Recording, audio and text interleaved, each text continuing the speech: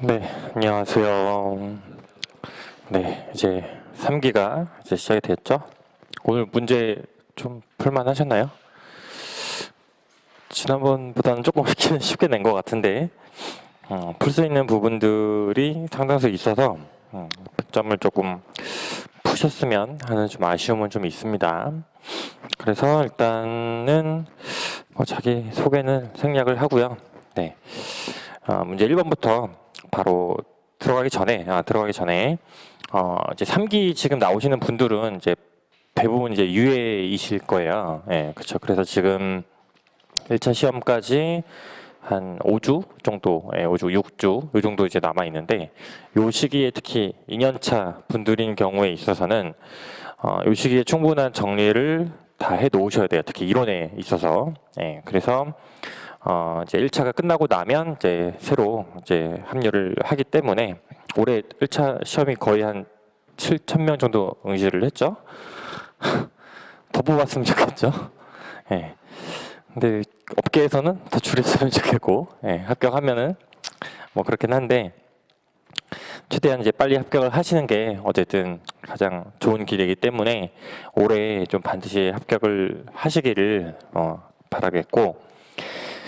그래서 3기에서는 이제 공부와 관련해서 일단은 이론에서만 국한해서 말씀을 드릴게요. 이론에서 모든 특히 이론에서 전체 이제 공부의 기준은 무조건 기출이에요. 예, 그러니까 책을 보실 때도 처음부터 끝까지 전범위를 완벽하게 회독을 하려고 하시기보다는 지금은 기출 지난번에 말씀드렸던 것들 중에서 이제 빈출되는 논점이 있죠.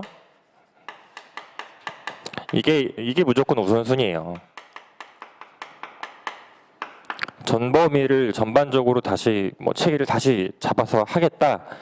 지금은 이제 늦었어요. 예, 지금 늦었고 그러면 순서를 어떻게 가져가야 되느냐. 기출 문제에서 가장 많이 빈출이 됐던 문제들이 있을 거고 거기에 해당하는 논점들이 있을 거예요. 예, 그거부터 정리를 하셔야 돼요. 그래서 가장 많이 출제됐던 논점들을 중심으로 하나씩 전체적으로 정리를 해 가시면서 거기서 하나씩 확장하는 방식으로 이렇게 준비를 해서 3기 한 6주의 기간 동안 가장 좋은 거는 이제 지금 아마 전체에 있어서 이론에서 지금 3기가 이제 6주 1차 시험일까지 1차 시험을 안 본다는 전제로 했을 때 이렇게 되는데 여기를 이제 한 2주 반 정도 2주에서 2주 반 정도 이 정도를 이제 총론 그리고 이제 강론 지금 유예생 분들이 가장 이점을 가질 수 있는 거는 여기에요. 여기 암기에 대한 부분을 조금 더 빨리 시작할 수 있다라는 거. 그래서 이 부분에 대해서 채워 나가야 4기 때 좀 암기에 대한 부담이 덜 하실 거예요. 그래서 총론에 있어서는 체계를 잡는 거 있죠. 체계를 잡는 거. 그래서 역시 기출 문제를 가지고 했던 이제 일기 스터디라든가 기출 문제집 요거를 이제 활용하시면서 그리고 스터디 문제를 복기를 하실 때는 스터디 문제를 꼼꼼하게 정리를 해서 완벽하게 이렇게 하시면 안 돼요. 스터디 문제는 모르는 새로운 문제를 내가 봤을 때 어떻게 대처할지에 대한 기준만 가지고 연습을 하는 거거든요. 그러면 기존에 있던 논점들과 기존에 나왔던 기출 문제를 중심으로 가지고 새로운 문제를 어떻게 접근을 해서 내가 어떤 부분에서 잘못 생각을 하고 있는지 잘못 접근을 했는지 요거를 따져가시고 이거를 가지고 복기를 하셔야 되는 거예요.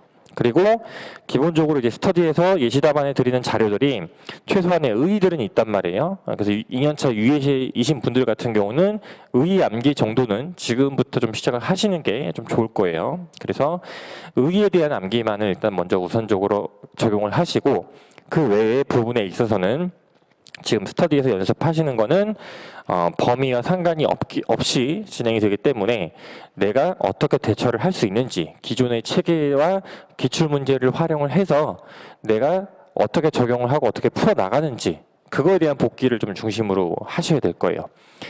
실제 이제 기출 문제가 나왔을 때 강사들의 이제 예시 답안이 나오게 되겠지만 강사들의 예시 답안과 일반적인 논점에 있어서는 비슷하게 쓸 수가 있겠지만 그렇지 않은 경우에 있어서는 흔들릴 수가 있거든요. 그 부분을 꽈락을 받지 않기 위한 대처를 하기 위한 연습이 필요한 거죠. 그래서 그거를 좀 중심으로 공부를 하셔야 된다.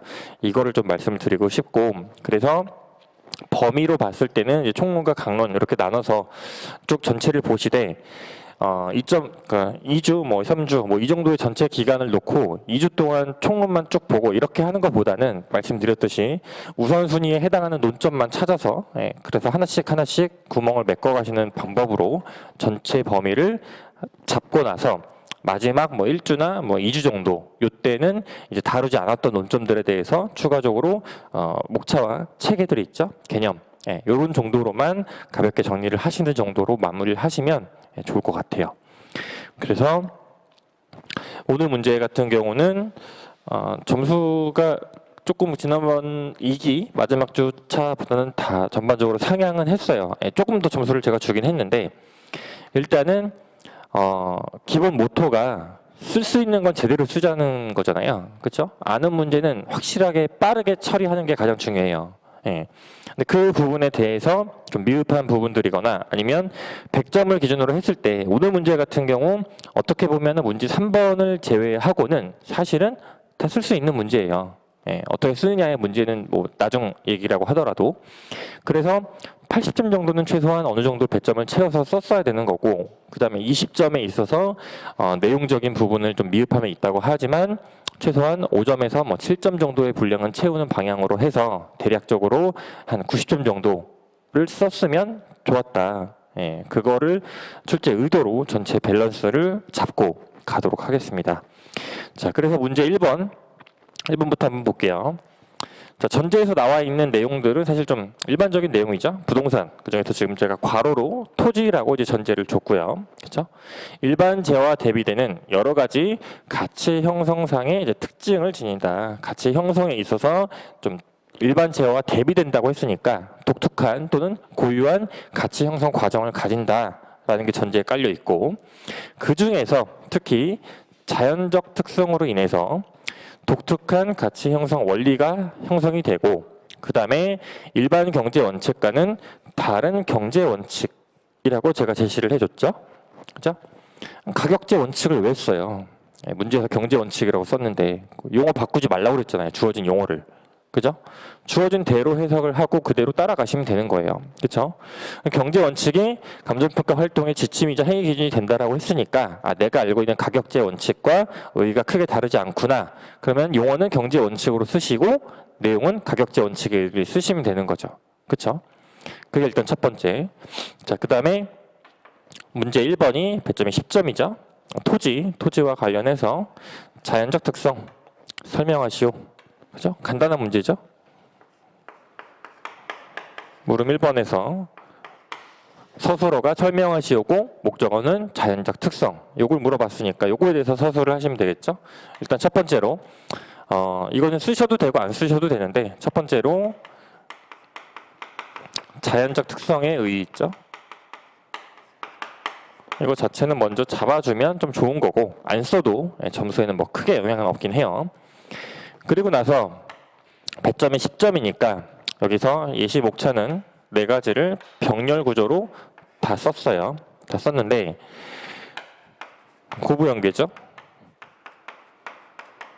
예시 답안이 이렇게 썼고 그 다음에 자연적 특성의 분류 또는 내용이라고 하시고 배점 구조를 맞추기 위해서 고정성, 부중성, 영속성, 개별성 이렇게 해도 점수는 꽈락은 넘어가요.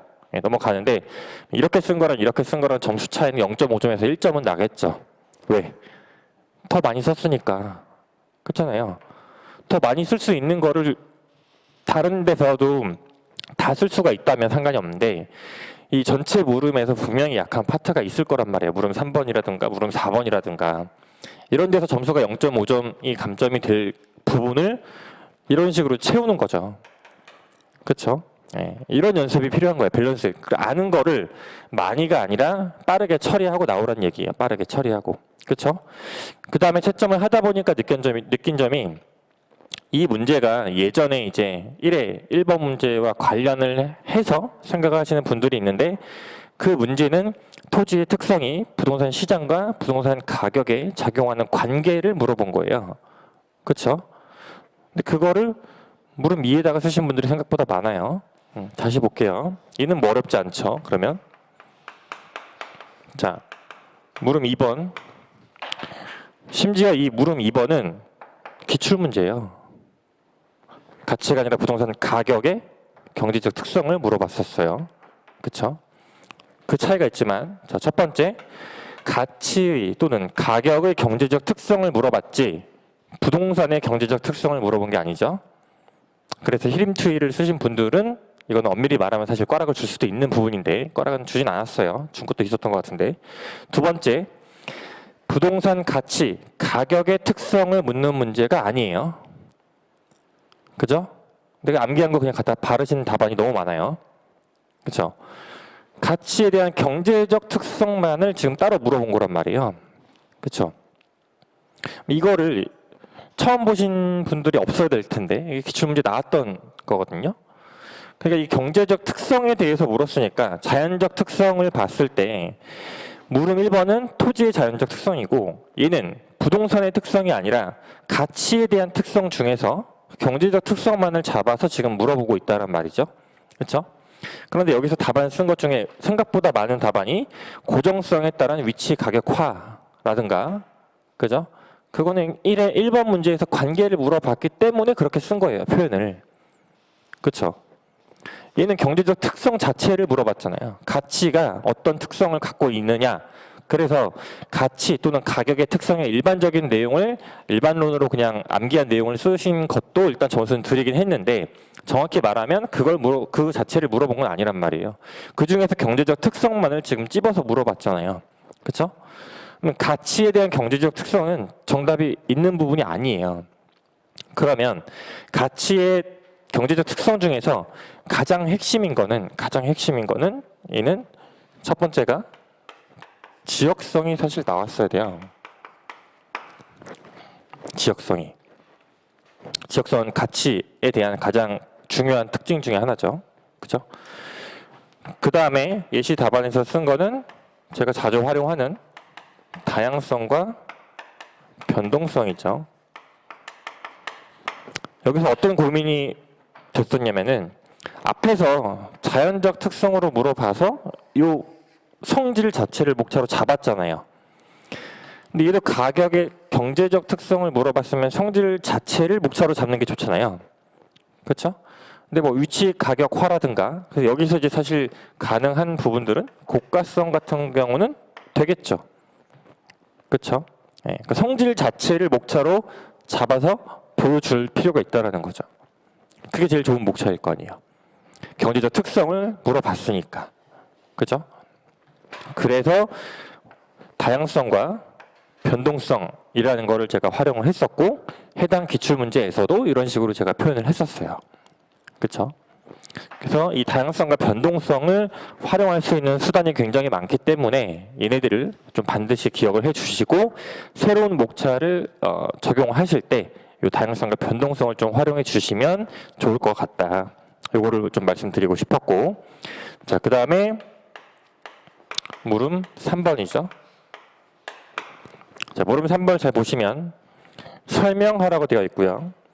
경제 원칙 혹시 몰라서 가격제 원칙 얘가 같은 말이다 라고 지금 제시를 해놨죠. 그렇죠? 그런데 일반 경제 원칙과 관련해서 설명하라고 물어봤어요. 그렇죠?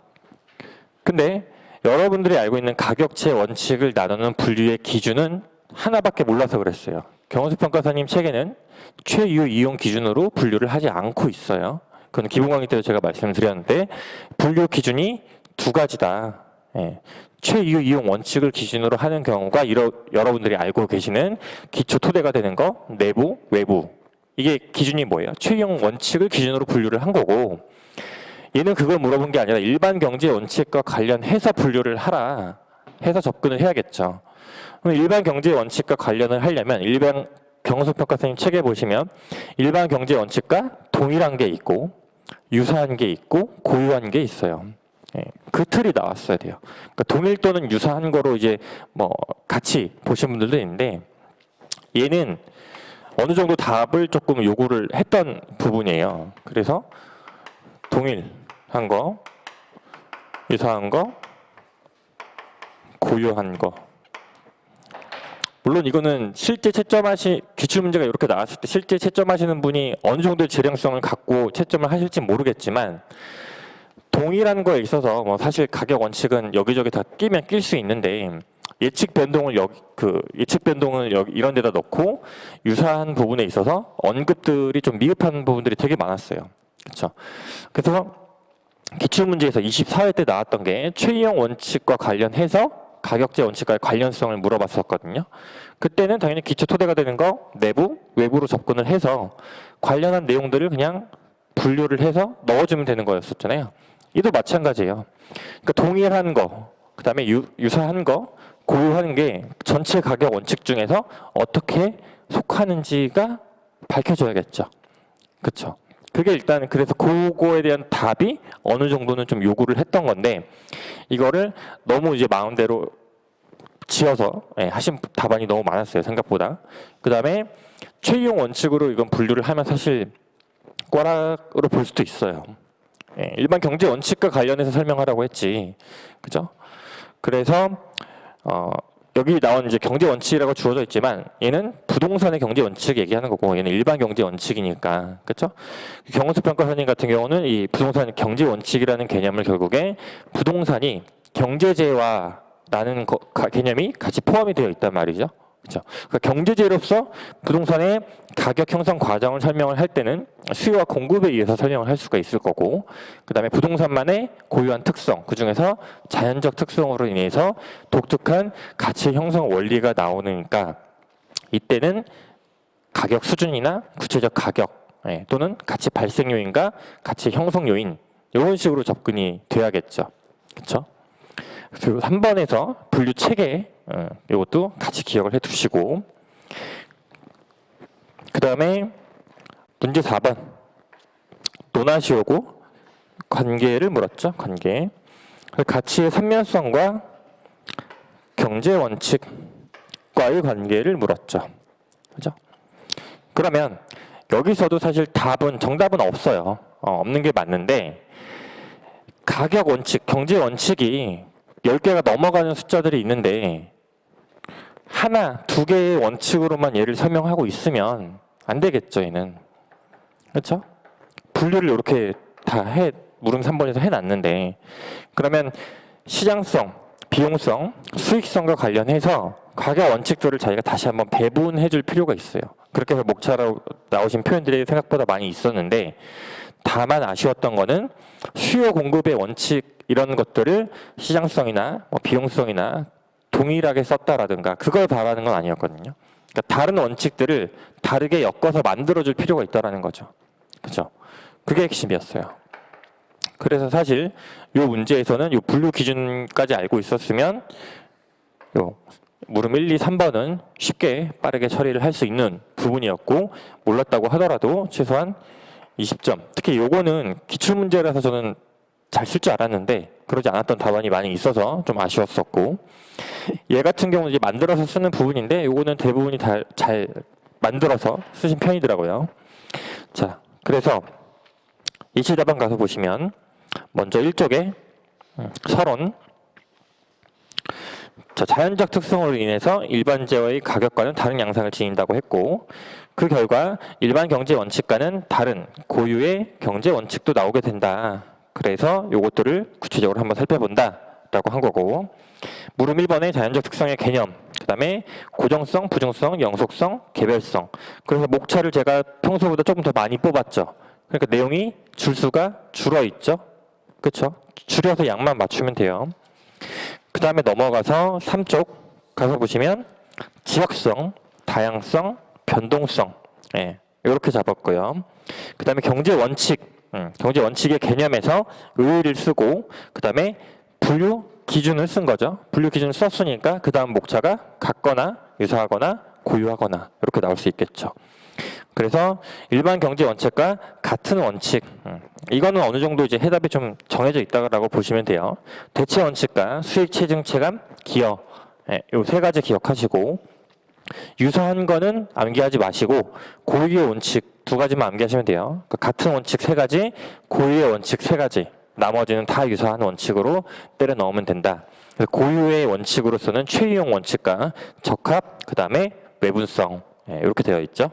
그래서 그 부분들에 대해서 어떤 특정 가격 원칙을 의의를 가지고 설명하기보다는 전체 내용들이 이 밸런스에 맞춰서 녹아 들어가는 게 더 포인트니까 그 부분에 대해서만 기억을 하시면 좋을 것 같고, 그 다음에 이제 가치 삼면성과 경제 원칙의 관계에서 가치 삼면성의 개념으로 간 거죠. 그래서 가치 삼면성을 먼저 보여주고 양자의 관계를 세 개로 잡으셔도 돼요. 시장성, 비용성, 수익성 이렇게 잡아도 돼요. 다만 제가 두 개로 잡은 거는 최소한의 목차를 기준으로 한 건데, 시장성 및 비용성 측면상 관계에서 여러분들이 답안 쓴 것과 차이점이 나는 부분을 잘 보세요. 먼저 시장성, 비용성 측면에서 개념을 연결 지으면 지금 수요, 공급, 대체 경쟁, 기회 비용을 저는 예시로 든 거예요. 이거는 정답이 없어요. 다만 마지막에 보시면 이 내용을 어떻게 설명했냐, 일반 재화의 가격이 수요와 공급에 의해서 결정이 되고 다시 수요와 공급에 영향을 미치게 되는 등이라고 처리를 했죠. 그래서 일반 경제 원칙에서 이제 여기 안에 내용을 늘려 쓴다면 대체 경쟁되는 과정과 기회 비용의 이기까지 쓰겠죠. 그래서 일반 경제 원칙의 원칙과 동일 또는 유사한 논리가 연결되어 있다라고 썼어요. 예. 왜 이렇게 쓴 거예요?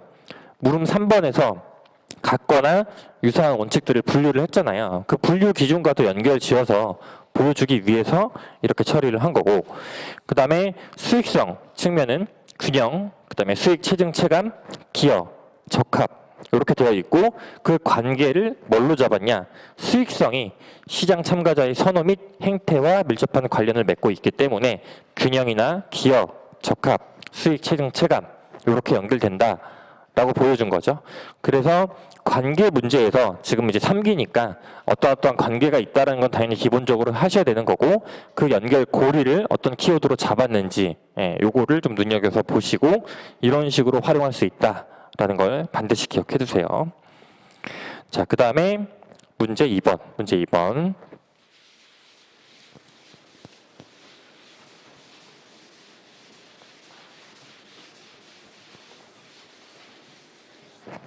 자, 여기서 좀 쓰기 힘들었던 부분은 물음 2번.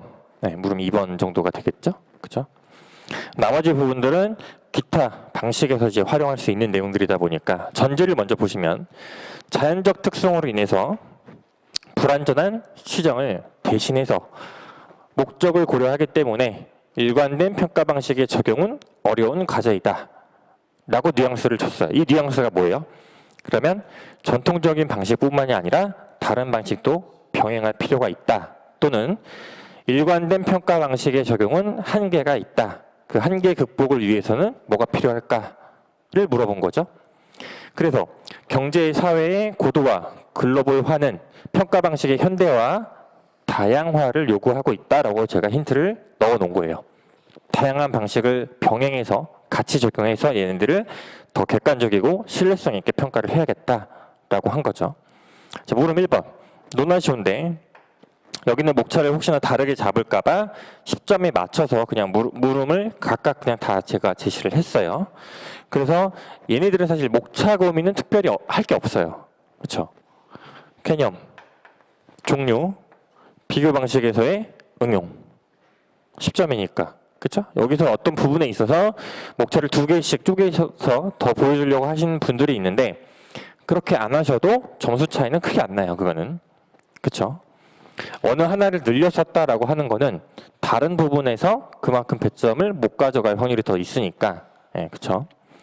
그래서 회계분석법 관련해서 개념과 종류는 그 선형이나 비선형을 말씀하셔도 되고, 그다음에 다중 회계분석 이런 것들 얘기하셔도 이거는 상관이 없어요. 여기서 물음 1번에서 그럼 핵심은 뭐겠어요? 비교 방식에서 어떻게 응용이 되느냐, 어떻게 활용이 되느냐, 여기에 보고 싶었던 거죠. 그러니까 노나라고 이제 물어본 거죠. 그렇죠? 요걸 좀 보고 싶었던 거예요. 요걸. 단순히 비교 방식에서 이 회계분석법이 어떻게 활용되느냐. 그러면 여기에서 녹아 있는 것들은 앞에 있는 전제를 활용해 봤을 때 비교 방식 적용이 한계가 있는 부분들이 존재하는데 걔네들을 보완하기 위해서 회귀분석법으로 좀 더 객관화시킬 수 있다라는 뉘앙스도 사실 녹아 있는 문제였어요. 그 다음에 물음 2번. 자, 전통적인 투자가치 평가시라고 했죠. 뒤에 안 했고 전통적인 투자가치 평가의 분석 방법은 뭐예요? NPV법이죠. 그죠? 그래서 요게 생략됐다고 하더라도 NPV법을 이끌어낼 줄 일단 알아야 되셔야 돼요. 전통적 투자가치 평가 얘기를 하는데 여기서 이제 이 뉘앙스가 용어가 제가 조금 불명확한 것도 있긴 하지만 여기서 시장가치 얘기부터 시작해서 3방식으로 시작을 하게 되면 배점이 뒤에 가서 놓칠 확률이 커요. 그쵸? 조심하시고. 그래서 NPV법이 활용된다. 그래서 전제를 이렇게 던져 놓은 거죠. 그죠? 다른 방향으로 뻗어나가지 않게. 그러면 여기서 물어본 건 노나시오죠. 첫 번째가 한계, 실물 옵션 평가 방법의 유용성, 투자안의 가치 산정을 물어봤죠. 목차는 요 세 개예요. 그냥 물어본 게 요거 다니까. 그 안에서 이제 의의들을 쓰시는 것들이 있는데 의의들을 목차를 두 개로 쪼개는 것보다 물어본 게 세 개니까 그 의의들은 여기 안에다 그냥 쓰시면 돼요. NPV법은 이런 거다. 그런데 이런 한계가 있다라고 쓰면 되는 거고 실물 옵션 평가 방법의 유용성을 물어봤으니까 실물 옵션은 이런 건데 이런 점에서 유용하다. 실물 옵션 투자안의 가치 산정은 이렇게 산정하게 된다. 라는 내용만 들어가면 되는 거잖아요. 그렇죠? 예를 보면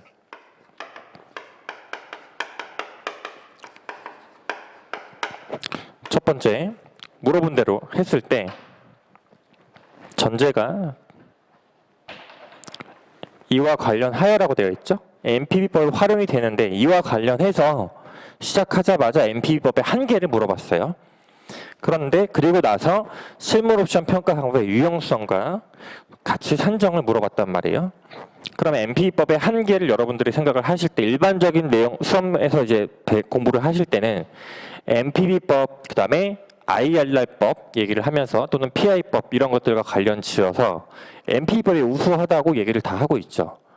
그거를 IRR이나 PI에서 NPV법의 결과와 상이한 경우에 한계를 극복하는 방법으로 IRR에서는 MIRR법이라든가 IIRR법, IRR 분해법을 활용을 하게 되는 거고 PI법에서는 WAPI, 그걸로 NPV법과 결과를 일치시키는 거죠. 그 얘기는 이 문제에서 전혀 쓸 데가 없죠. 그렇죠? 네. 그러면 여기서 한계에서 처음에 여러분들이 쓰신 답안 중에는 여러 기본적인 내용들로 막 작성을 하셨지만 물어본 게 얘는 이제 유용성이죠. 얘는 가치 산정을 물어본 거고 그러면 출제 의도는 이 한계를 극복하는 게 유용성인 거죠. 그렇죠? 이 한계를 뭔지 모르겠어요. 보통 모를 거예요. 처음에 할 때는 그냥 봤을 때는 일반적인 내용만 있을 테니까 요거는 다 잘 썼어요. 유용성에서 실물 옵션 평가 방법이 유용한 거에 가장 핵심적인 키워드 두 가지가 뭐예요? 불확실성과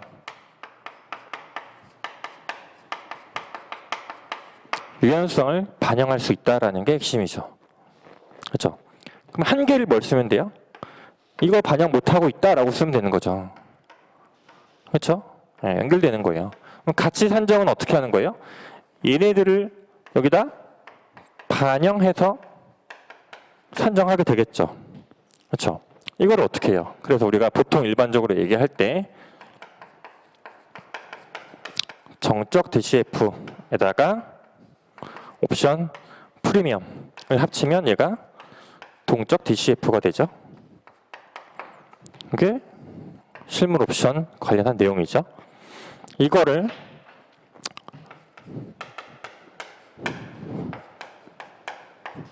그대로 활용할 수 있는 거죠. 그죠?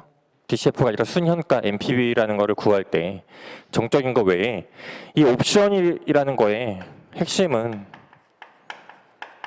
선택이죠. 선택을 할 수 있는 범주를 준다라는 거잖아요. 선택할 수 있는 권리를 주는 거잖아요. 확장을 할 수도 있고 추가를 할 수도 있고 축소를 시킬 수도 있고 연기를 할 수도 있고 중단할 수도 있고 그게 핵심이에요. 그게 이러한 권리가 있고 없고에 따라서 당연히 가치는 달라지겠죠. 달라지는데 정적인 것보다 일반적으로는 동적인 게 이러한 권리가 포함이 되면 당연히 프리미엄이 붙겠죠. 그렇죠? 그러다 보니까 얘는 얘보다 당연히 높게 산정될 수가 있겠죠. 그죠? 요걸 물어본 거예요, 요걸. 그렇죠? 그래서 이 실물 옵션 관련해서 실물 옵션도 이미 2번 출제됐어요. 2번 출제되는데 뭐 10점짜리로밖에 출제가 안 돼서 그 이상이 나올 수가 있거든요. 그 이상이 나올 수가 있는데 실물 옵션과 관련해서 여러분들이 이제 뭐 그 정규 분포라든가 이항, 그다음에 뭐 몬테카를로 시뮬레이션 이런 내용들은 이제 암기를 보통 해서 채우게 되는데 그 이면에 이런 논리가 일단 숨어 있다. 예, 이거를 먼저 인식을 하고 접근을 하셔야 얘네들을 해결을 하기가 좀 수월하게 작성을 할 수가 있을 것 같아서 이 문제를 냈던 거였어요.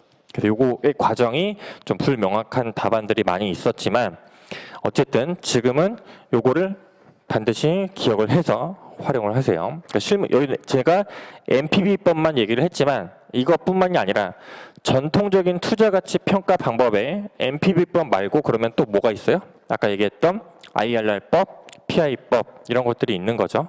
그죠?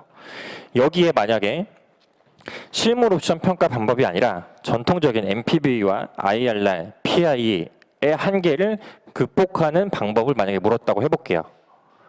그러면 이제 그때는 또 어떤 얘기들이 나와야 돼요? 실물 옵션은 당연히 들어가는 거고 ROPM법으로. 그렇죠?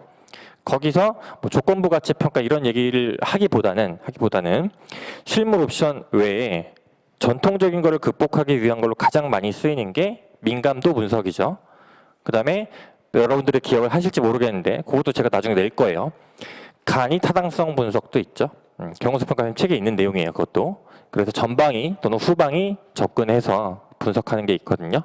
그거 나중에 한번 보시고 그래서 그러한 새로운 기법들이 계속해서 나오고 있고 기존에 그러니까 전통적인 3방식과 기타 방식의 틀과 비슷하게 투자 가치를 할 때 이 NPV, IRR, PI라는 산술적인 거에만 그칠 게 아니라 더 보다 객관적이고 과학화되어 있는 방법들도 많이 활용을 할 필요가 있다라는 거죠. 그 중에 중요한 게 실물 옵션과 민감도 분석인 거고요. 그렇죠? 거기에 이제 뭐 더 나아가면 뭐 시뮬레이션, 뭐 의사결정 뭐 이런 것들도 있겠죠. 그렇죠? 그 다음에 예전에 스터디에서 풀었던 AHP 분석 그것도 활용이 될 수 있겠죠. 그렇죠? 네. 그거를 같이 기억해 두시고 그 다음에 물음 3번을 가서 보면은 노나시오죠. 역시 물어본 거 개념 물어봤고요. 지급 의사와 보상 희망의 의미, 활용과 유의점. 활용과 유의점은 뭐 나눠도 상관없을 것 같아요. 지급 의사와 보상 희망은 잘 못 적을 거라고 생각을 했는데 생각보다 다 잘 적었더라고요. 네, 요거는 잘 적으셨어요. 요 나오는 내용들이 이 조건부 가치 평가법인데 조건부 가치 측정법이 활용될 수 있는 게 사실 여러 가지가 있어요. 여러 가지가 있는데 그 중에서 지금 공공재로 줬잖아요. 그렇죠. 공공재와 관련한 내용들이 여기서 나오는 거고 여기서 활용과 유의점에서 그러면 여러분들이 답안 작성하신 걸 보면 다른 내용들도 들어가 있어요. 무슨 말이냐? 이거잖아요. 이 전제가 이거잖아요.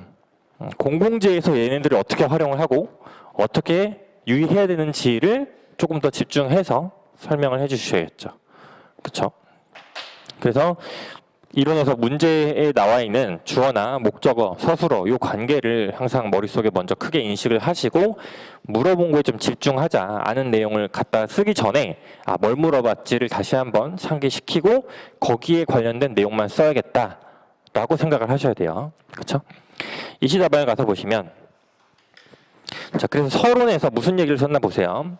3기부터는 이런 것도 좀 신경을 쓰고 있는데 자, 대상 부동산마다 모두 3방식을 적용할 수 있는 것은 아니다 라고 한 거죠. 이 전제를 다르게 좀 표현을 한 거죠. 일관된 평가 방식의 적용은 어려운 과제이다.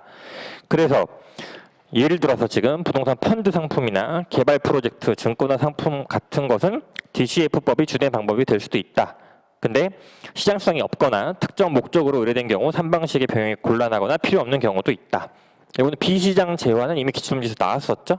그죠? 그걸 그냥 활용한 거죠. 그죠? 그 다음에 회계분석법의 개념, 그 다음에 종류, 단순과 다중회계 분석 얘기를 하면서 감정평가에서 활용하는 내용까지 같이 추가적으로 지금 적어 놓은 거예요. 그거를 특성함수 가격법 또는 헤르닉 모형 HMPM법이라고 하는 게, HPM법과 회계분석법은 다른 내용이죠. 그렇죠? 그 구별하시고, 비교 방식에서 그럼 어떻게 활용되냐? 그래서 바로 예시를 들었죠. 비준표 얘기를 했고요.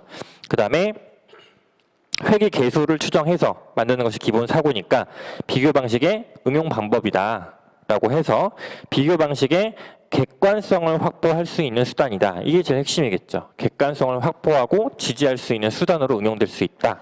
그래서 대량평가, 과세 이런 것들에 많이 이용을 하고 있다 라고 이제 작성을 한 거고요. 물음 2번 보시면 MPB법에 한계가 있죠. 한계. 그래서 10쪽에 보시면 유연성 및 전략적 가치를 간과하게 된다. 이게 핵심인 거죠. 이러한 유연성을 고려하지 않고 있기 때문에 그래서 실물 옵션 평가 방법이 유용하다. 그래서 실물 옵션 평가 방법의 유용성 첫째 줄에 뭐가 나왔어요? 실물 옵션 평가 방법은 의의를 쓰는데 MP법의 한계를 극복하고자 라고 쓴 거죠. 물음 1번을 살려서. 그래서 불확실성과 유연성을 다루는 방법이다. 그래서 이 방법은 앞에서 언급했던 서론에서 개발 가치나 투자 가치를 평가할 수 있는 유용한 평가 기법이다. 그래서 이러이러한 것들로 할 수 있다. 그리고 투자 안의 가치는 전통적 MPV의 실물 옵션의 가치를 합한 거다. 그죠? 그래서 옵션 프리미엄을 고려를 해서 얘를 동적 MPV를 의미하기도 한다. 라고 11쪽에 이제 언급이 되어 있죠. 그 다음에 조건부 가치 측정법의 개념. 그래서 개념에서 내용에 보시면 의의를 썼고 걔를 부수적으로 한번 설명을 하고 난 뒤에 이 문제에 한해서 외부 경제와 관련한 최대 지급 의사, 그다음 환경 악화, 외부 불경제에 희망하는 최소 보상 수용 의사를 포착하는 의미도 얘는 포함하고 있다. 라고 이거 만들어준 거죠. 물은 그 뒤에 지급 의사와 보상 희망을 물어봤으니까.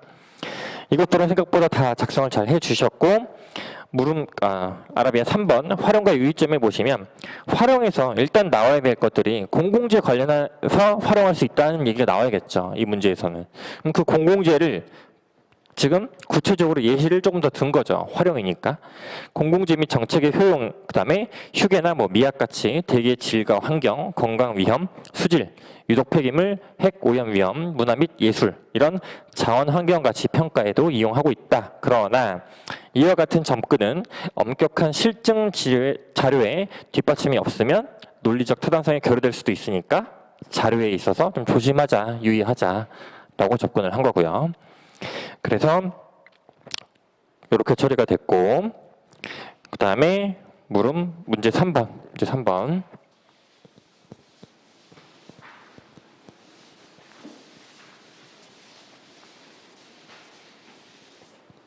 자, 문제 3번 같은 경우는 문제는 제가 이렇게 냈지만 얘는 언제든지 응용이 돼서 나올 수 있는 문제예요. 그러니까 경기 변동과 관련해서 기출문제에서 출제는 굉장히 많이 됐어요. 많이 됐는데 그 경기 변동의 구체적인 내용까지는 아직 출제가 안 됐거든요.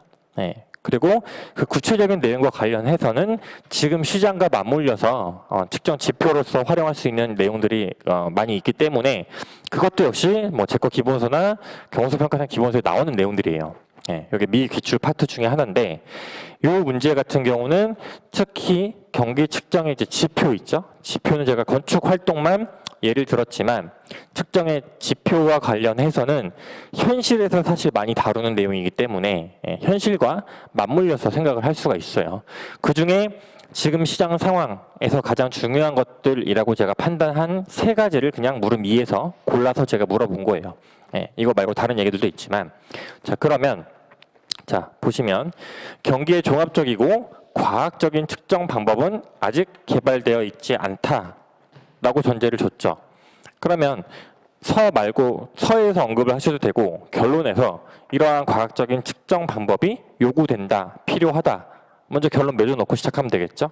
그죠? 그러나 여러 가지 시장에서 나타난 특정 현상이나 가격 지수, 지표 등 이 통계 자료를 분석함으로 인해서 어느 정도 경기 순환을 예측할 수 있다가 핵심이에요. 이게 사실 현실 지금 현업뿐만이 아니라 부동산 뉴스에서 보면 이게 제일 핵심이죠. 모든 뭐 유튜브든 네이버 뉴스든 다 지금 시장 전망이 어떻게 될 거고 예측할 거고 그 전망과 예측의 근거는 최근의 이슈와 관련해서는 빅데이터겠죠. 그렇죠. 예, 그 빅데이터를 어떻게 활용할 거냐. 그러면 빅데이터가 단순히 있다고 해서 평가사가 그런 필요가 없어지냐. 이거는 AI와도 연결될 수가 있겠죠. 지금 뭐 챗 GPT 이런 것들 이슈가 되고 있는데 그런 게 존재한다고 하더라도 그러면 평가사가 없어져야 되느냐. 그건 뭐 견해가 달라질 수 있어요. 근데 여러분들은 수험생이죠. 예, 존재해야만 한다라고 써야 돼요. 그죠? 문제가 나오면 그거는 다른 얘기를 쓰시면 안 돼요. 난 시험에 떨어지겠다는 얘기예요. 그건 다른 얘기를 쓰면. 그죠? 그러니까 그거를 근거를 가지고 어떻게 해야 되는지. 그럼 여기서 자료들, 즉 빅데이터들은 존재를 하지만 실제 평가사 전문가가 필요한 이유들은 판단의 영역이 필요한 거예요. 판단이. 자료들이 널려 있지만 그중에서 어떤 자료를 선택하고 어떤 자료들이 맞는지 옳은지 그른지를 판단할 수 있어야 되는 능력이 전문가의 영역이기 때문에 단순 사무라든가 감정서를 작성하는 부분들은 뭐 AI나 이런 것들에 의해서 대체가 될 수가 있겠지만 전문가가 대체되기는 힘들다라고 써야겠죠. 예, 그 의견은 뭐 결론은 다를 수 있지만 생각하는 바는 그죠. 그래서 그 내용들을 토대로 예측을 좀 해야 된다라는 거고 첫 번째가 자 설명하셨는데 건축 활동에 대해서 물었죠. 건축 활동에 대해서 물었는데 경기 측정의 지표의 하나로서 건축 활동을 물은 거지 경기 변동과 관련해서 건축 활동이 어떻게 달라진다 그거 자체를 사실 물어본 건 아니거든요. 근데 생각보다 상승, 하락에 따른 건축 활동 답안이 많았어요. 근데 다 읽어보니까 말은 다 돼서 점수는 다 드렸어요. 다 드렸는데 측정 지표잖아요. 측정 경기 변동이 아니라 측정할 수 있는 지표가 일단 뭐가 있는지를 한번 밝혀주시고 그리고 나서 그 중에서 건축 활동에 대해서 주로 살펴보면 되겠죠. 그러면 이걸 직접 물어봤으니까 건축 활동이 경기 측정 지표의 중요한 수단이다 라는 게 일단 나와야 될 거고 그리고 이거는 뭐 사사분면 모형을 활용해서 또 접근을 할 수도 있지만 그렇게 되면 배점이 초과될 가능성이 크거든요. 그러다 보니까 경기 측정을 할 때 이 건축 활동이 어떠한 기준에 의해서 우리가 판단을 해야 되는지에 대한 내용이 나오면 되는 거고 그 다음에 만약에 더 나아가서 설명을 한다고 하면은 그 경기 측정할 때 이 건축 활동을 판단하는 거에 가장 중요한 내용은 건축 활동 자체로 상승과 하락을 사실 판단하는 건 아니에요. 그죠? 건축 활동으로 인해서 결과가 달라질 수가 있는데 예측을 하는 게 핵심인 거예요. 예측이. 예. 자, 그래서 예시답안에 가서 보시면 목차를 어떻게 잡았냐. 첫 번째가 경기 측정을 잡았고요. 두 번째가 경기 지표를 잡은 거고 세 번째가 그 경기 측정할 때 유의사항에 대해서 잡은 거예요. 예.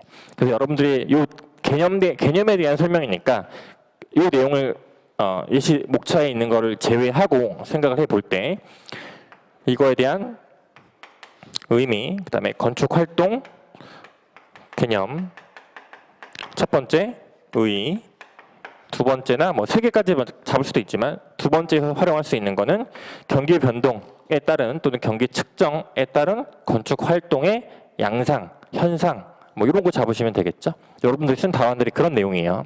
그래서 이렇게만 처리하셔도 얘는 충분히 꽈락 이상의 점수는 다 드렸어요. 네, 그렇게 잘 처리를 하셨고 예시 답안을 가서 보시면 이런 내용들을 좀 기억을 추가적으로 해주시면 돼요. 자, 건축 활동으로 인한 경기 측정 보시면 둘째 줄에 부동산 경기와 건축 활동은 상호 연관성을 지니고 있다. 즉 부동산의 경기의 호황과 불황은 가격의 등락 이걸로 판단을 하는 건데 실질적으로 건축량의 증감으로 인해서 보다 확실한 측정이 가능해진다. 보다 정확하게 예측할 수 있다라고 보시면 되겠죠. 그죠?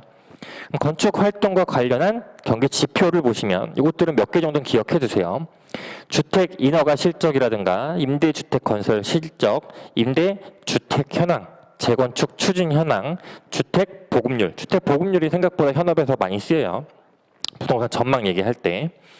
그래서 이런 것들이 다 건축 활동과 관련한 지표다. 그래서 배점을 이런 것들을 쭉 나열하면서 배점이 부족하니까 이 중에 하나를 예로 들어서 추가적으로 설명을 한 거죠. 배점 늘리는 방식, 그죠? 경기 측정 시 유의사항, 건축량과 관련해서 주거용과 비주거용으로 구분할 필요가 있다. 이게 첫 번째겠죠. 그 다음에 허가 면적보다 실질적으로 건축 면적을 증대시키는 건설 실적 물량, 이런 것도 포함해야 됨에 좀 조심하자. 그리고 착공의 타성 현상을 관찰하자. 요거는 지금 이제 추가적으로 기억을 하시면 되는 부분이에요. 그래서 경기의 후퇴 조짐이나 정부의 주택 행정상의 문제점 이런 것들을 나타내 주기 때문에 타성 현상이 나타난다. 그러니까 쉽게 말하면 착공을 미루는 거예요. 착공을 빨리빨리 할 수 있는데 미루는 거죠. 왜? 지금 그 분양가와 관련해서도 분양가가 어떻게 될지 모르고 정책이 또 어떻게 완화될지 모르니까 그거를 내가 최대한 활용하기 위해서 착공을 좀 미룰 수 있다라는 거죠. 그런 것들은 지금 시장 상황이 좋지 않은 상황이다 보니까 그런 거고, 그렇지 않고 상승 시기예요. 그럼 무조건 빨리 땡기겠죠. 그렇죠? 그런 것들이 달라지는 거다. 그 다음에 물음 2에서 이제 노나시오는 거죠. 노나시오. 유의점에 대해서 물어봤고요. 세 가지를 줬어요. 목 찾아보는 건 어렵지 않죠. 변동지표, 거래량, 특지, 분양 실적 각각을 잡으면 되겠죠.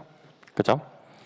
여기서 가격 변동 지표 자체는 요 문구 자체로 출제가 되진 않았지만 요거와 비슷한 형태로 기출문제에서는 출제가 됐었어요. 부동산 가격 지수가 출제가 됐었었죠. 그거 활용하시라고 드린 거고, 거래량이죠. 주택 거래량. 그렇죠? 거래량은 이거는 그냥 상식에서 해결할 수 있는 부분이긴 한데 미흡하신 부분들이 좀 있긴 있을 거예요. 무슨 말이냐? 어떤 시장 상황에 대한 전망이나 이런 것들을 예측할 때 실제 투자에서는 거래량을 굉장히 중요시 여기죠. 이거는 부동산뿐만이 아니라 주식이나 코인 다 마찬가지죠. 거래량이 실질적인 객관적인 데이터이다 보니까 그래서 시장 전망을 얘기할 때도 지금 단순히 금리가 내려갔다고 하더라도 시장이 상승되는 걸로 돌아섰다 이렇게 말할 수는 없어요. 거래량이 뒷받침이 돼야 되는 거예요. 거래량이. 그죠? 세 번째가 특집 분양 실적이죠. 이거는 이제 이것도 마찬가지로 이제 그 부동산 뉴스에 많이 나오는 얘기들이에요. 왜냐? 미분양 얘기 보라고 하죠. 미분양. 그러니까 거래량이 아무리 많다고 하더라도 미분양된 상황에서 미분양이 많으면 많을수록 거기에는 공급이 많기 때문에 당연히 거래량이 있다고 하더라도 걔를 시장 상황이 좋다라고 볼 수는 없는 거죠. 그렇죠? 미분양이 없어야 돼요. 미분양이. 그렇죠? 요거와 더불어서 하나 더 설명을 드리면 요 시장 상황을 전망할 때 매매가와 전세가의 비율이 있어요. 걔네들이 좁혀져야 돼요. 전세가율이 매매가를 좀 따라가는 경향이 나타나져야 그거를 좀 시장 상황을 좀 좋게 볼 수 있는 지표로서 활용할 수 있다라는 거예요. 그 문제 자체는 이렇게 됐지만 얘를 바꿔서 출제를 하게 되면 지금 부동산 시장 전망에 따랐을 때 어떠한 지표들로 예측할 수 있는지에 대해서 논하시오라고 낼 수도 있는 거거든요. 그 지표들에 대해서 얘기를 할 때는 경기 측정 요거를 가지고 활용하시면 충분해요. 그 중에서도 지금 제가 말씀드렸던 부동산에 있어서는 건축활동 요 4가지 있죠. 이 4가지가 가장 핵심이기 때문에 요걸 제가 꼽아서 문제로 출제를 한 거였어요. 그죠? 자, 14쪽 가서 보시면 가격 변동 지표를 이용한 경우가 있죠. 그래서 구체적인 예시들도 이런 것들은 이제 그 부동산 뉴스에 많이 나오는 거니까 기억을 해두시면 좋아요. 아파트 실거래 가격 지수, 집가 변동률, 주택 가격 지수가 있겠죠. 그 다음에 이를 통한 경기 측정을 할 때는 정확성이나 신뢰성의 문제가 생길 수 있다는 점에 좀 유의하자. 그래서 시세나 가격 정보로부터 잘못된 정보를 객관적이라고 판단할 수 있기 때문이다. 요거를 조금 더 현실성 있게 예를 들어 설명을 한다고 하면은 지금 시장 상황이 거래가 잘 이루어지지 않고 있는 상황인데 갑자기 이번에 3월 달에 시세가 예를 들어 10억이라고 했을 때 12억에 거래를 했어요. 찍혔네. 그래서 그럼 시장이 다시 좋아지나? 이렇게 예측할 수 없다라는 거죠. 그 12억을 부동산 인근의 시세의 다른 수준과도 비교를 당연히 해봐야 되는 거고, 그 다음에 거래량, 그 다음 미분양 이런 것들도 같이 고려를 해서 판단을 해야 되는 거지. 단순히 높게 거래됐다고 하더라도, 왜냐하면 실거래가가 등기에 찍혔다고 하더라도 100% 믿을 수는 없어요. 잔금까지 하지 않는 이상. 왜냐하면 중간에 취소를 할 수가 있기 때문에. 예. 그래서 잔금까지 된 상태라고 하면은 어느 정도 좀 신뢰를 할 수가 있게 되겠죠. 그 다음에 주택 거래량 있죠. 거래량 관련한 지표에 자, 주택 매매 동향, 미분양 주택 현황, 준공 후 미분양 현황, 임대주택의 분양 전환, 네, 이런 거 되게 현업에서 많이 쓰이는 말들이고 현재 그 부동산 시장에서 많이 쓰이는 얘기니까 이런 정도 기억해 주세요. 그래서 이걸 가지고 지금 배점을 채운 거고, 자, 택지 분양 실적 같은 경우는 장래 토지의 활용도와 거래량과 밀접한 관계를 지니게 되는 지표예요. 그래서 이 택지 분양이 부동산 경기 자체로 받아들이는 게 아니라 이 택지 분양 실적이 좋으면 좋을수록 시장이 좋아질 수 있다라고 예측할 수 있는 수단이 된다라는 거죠. 이거를 선도하는 현상의 하나다라고 이제 표현을 한 거고요. 16쪽의 결론 보시면 측정 지표 이외에 인구, 가구, 물가, 가계소득, 건설산업 경기 동향, 그다음에 주택금융신용보증, 주택연금 현황, 통화량 이런 유동성 지표나 각종 금리 현황 이런 것들을 거시적으로 종합해서 살펴봐야겠죠. 그렇죠? 그래서 인구, 가구 얘도 기출문제에서 출제가 됐죠. 이걸 같이 형성 요인과 관련해서 출제는 됐지만 이런 요인들, 즉 경제 지표와도 당연히 밀접한 관련을 맺고 있으니까 그런 것들 생각하실 때 총수요와 총공급 1차에서 배우는 경제 내용들 있잖아요. 그래서 뭐 C, I, G, X, M 이런 것들, 그 다음에 총공급과 관련한 내용들 그런 것들을 좀 활용해서 답안지에 녹여 쓰신다고 하면은 그 한 줄이 다른 사람과 당연히 차별화를 나타낼 수 있을 거예요. 그렇죠? 그 다음에 문제 4번. 요거는 그냥 드린 거죠. 예, 암목 같이 나오는 건 다 잘 쓰신 것 같고 간혹 조금 과도하게 쓰신 분들이 있는데 예, 그건 제가 첨삭에 남겨드렸으니까 나중에 보시면 될 것 같고 그래서 무슨 말이냐면 가치 다운론의 이론적 근거를 물어봤는데 시장가치 외의 가치 얘기를 하면서 감책 제5조 2항부터 제3항을 검토하신 답안이 2개 정도 있었어요. 예, 그런 건 좀 과하다. 예, 기준가치 이런 얘기도 물어본 게 아니죠. 그렇죠? 그런 거는 좀 지양하시고 이론적 근거에 많이 활용할 수가 있는 내용들이니까 요거는 거의 다 작성을 잘 하셨어요. 그래서 근데 요게 조금 아쉬웠던 부분은 10점임에도 불구하고 이제 시간 부족으로 조금 한 뭐 3줄 정도밖에 못 쓰신 답안이 많이 있었는데 이거는 그냥 기본적인 문제고 충분히 배점을 얻을 수 있는 거니까 5줄 정도씩은 쓰시고 여기서 최소한 5점 이상 득점을 하는 게 당연히 유리하겠죠. 전체 밸런스에서. 그래서 이제 3기 때는 이제 이런 형태의 문제와 다 이제 새로운 문제다 보니까 접근하실 때 문제 분석 그다음에 그 활용하시는 거 기출문제를 활용해서 접근하는 거를 꾸준히 연습을 하시면서 100점에 대한 밸런스를 같이 연습을 하세요. 그래서 100점에 대한 연습을 쭉 하시면서 시간이 부족한 부분이 내가 어떤 부분에서 시간이 손실이 됐는지 복귀하실 때 그러면 보통은 어떤 특정 문제에 있어서 내가 문제 분석을 너무 많이 고민을 했던가 아니면 답안을 쓰면서 양을 조절을 못했던가 둘 중 하나일 확률이 높거든요. 그래서 그 부분에 있어서 중간중간에 답안을 쓰실 때 시간 체크도 하시고 시간이 부족하다 싶으면 양을 바로 줄여야겠죠. 그렇죠? 100점을 다 쓰는 게 일단은 중요하니까 그래서 그 100점에 대한 밸런스도 같이 기억을 하시면서 연습을 하시길 바라겠습니다. 네, 오늘은 여기까지 하겠습니다. 감사합니다.